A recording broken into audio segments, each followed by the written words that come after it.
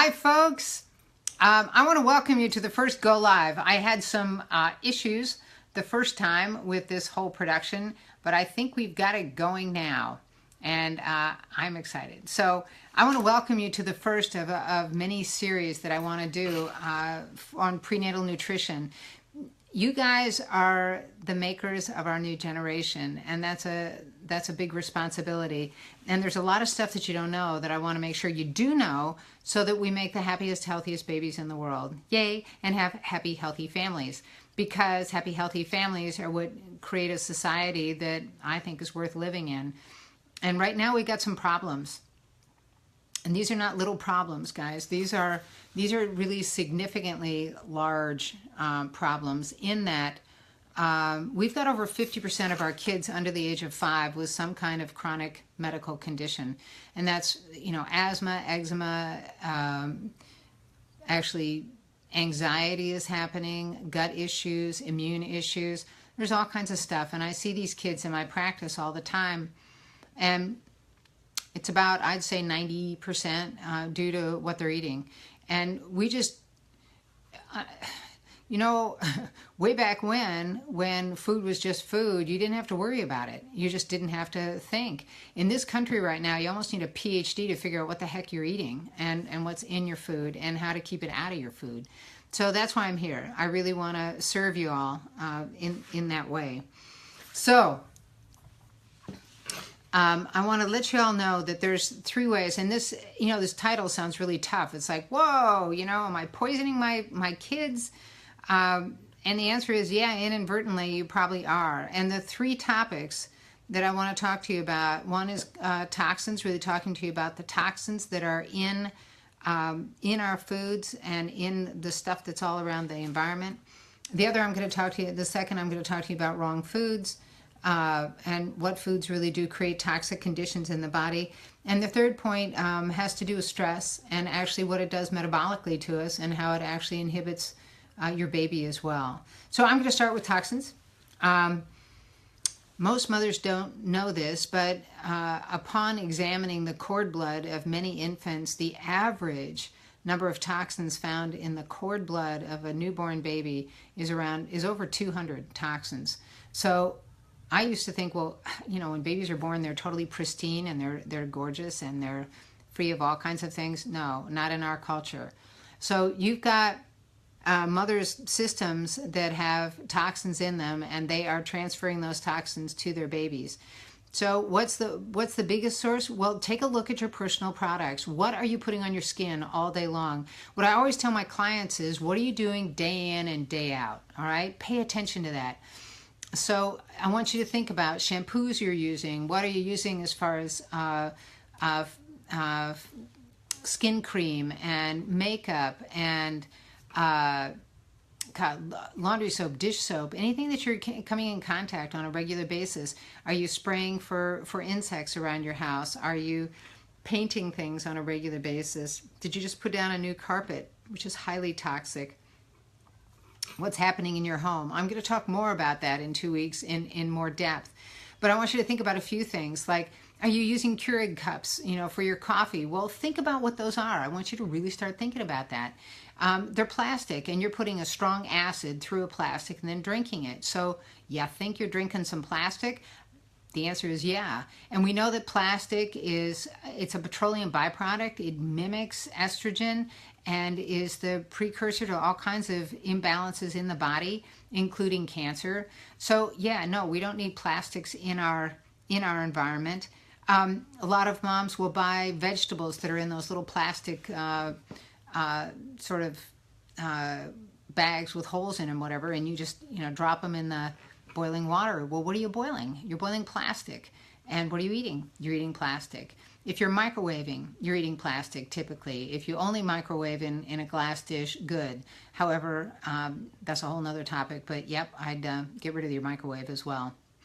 So I'm going to move on now. Oh, before I move on though, you've got to go to this website. The website is ewg.org. And that stands for Environmental Working Group. So that Environmental Working Group is your source for taking your the stuff that you're using all day long, you can look it up. You know, you can go to the hand cream you're using and say, okay, environmental working group, what do you think about this? And this is a group that's been studying the toxins in our environment. So they will rate it, you know, green light, red light, yellow light, and let you know that that this is either something you should keep in your cupboard or maybe get rid of and exchange it for something else. So you can also look up, well, what should I get, Sarah? And that's it. So check them out. They're just a wonderful corporation, and if you can donate to them, by all means do. So second point is wrong food. Now, what do I mean by that? I mean that there are foods that create or destroy what's trying to happen in your body. And we know for sure that white flour, white sugar, and you've heard it many times before, and then additives like food dye and food coloring, food dye and food flavoring are just not doing anything other than creating an imbalance in your body, period. So I can tell you that you have an innate sense, we all have an innate sense of what's good for us to eat, but the minute white flour and white sugar goes in there, all bets are off. You don't have that feedback from your body anymore. How that happens is it affects your gut flora. And moms just don't realize that we have got like 5-6 pounds of bacteria in our gut. And it consists of, in a healthy person, about 90% good guy bacteria, and then there's always the 10% sort of opportunistic bacteria. And what that means is, think about a city. A city functions really well as long as everyone's a law-abiding citizen. So the reason most cities work very well is about 90% of the population are law-abiding citizens. You've always got the 10% in the wings waiting for something to happen. So when that something happens, like a riot, they come in, things get broken, burned up, destroyed, and it takes a long time to reclaim the city and bring it back to health. Very similar with your gut and the bacteria in your gut. So you want the good guy bacteria winning. How do you make that happen? With good whole foods that are unprocessed. Because that's how we evolved. These bodies of ours are based on thousands of years of being out in the wilderness. But the minute white flour and white sugar gets in there, the bacteria is disrupted, and you literally, when the bad guys start taking over, you cannot detoxify toxins as well. And the one thing that is a severe insult to your gut are antibiotics. If you think of that gut flora as this rich, beautiful Amazon forest, one round of antibiotics clear cuts the forest, and it never quite grows back the same way. So we have in the past anyhow, underestimated hugely the effects of antibiotics and what they're actually doing to our bodies. So the minute that turns, and the minute the bad guy bacteria move in, you're not able to detoxify properly. And I think that's why our babies are being born with a lot more toxins in them. So it's really important to get your gut in order. And that does not mean, by the way, if you are already pregnant, this is not a green light to go do some heavy detoxification, because the baby's going to get it all. You want to just go through a slow detox, and all that means is get yourself on good whole foods. Don't go doing a severe detox. The thing that no one told us, I didn't know this when I was pregnant, is that the minute a woman gets pregnant, all of her toxins get dumped into the fetus. And when I first heard that, I thought, what the heck is that all about? And what that's all about is nature saying, well, you've got lots of eggs, so I can always make a new baby, but I cannot sacrifice you, the host, being you, the mother. So basically that egg / embryo is sacrificed in a miscarriage or whatever after the toxins are dumped in. So if you're already pregnant, your baby's probably strong enough to deal with whatever toxins you're dealing with in your body.